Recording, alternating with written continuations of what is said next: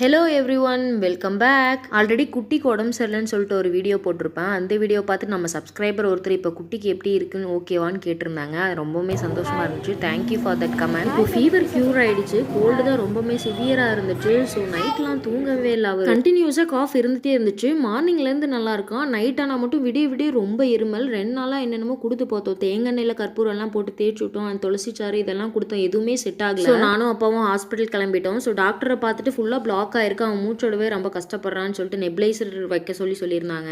Nebuliser வைக்கவும் இப்போ okay. Now he is feeling better. இந்த வீடியோ பிடிச்சிருந்துச்சுன்னா லைக் அண்ட் ஷேர் பண்ணிக்கோங்க. டாடா.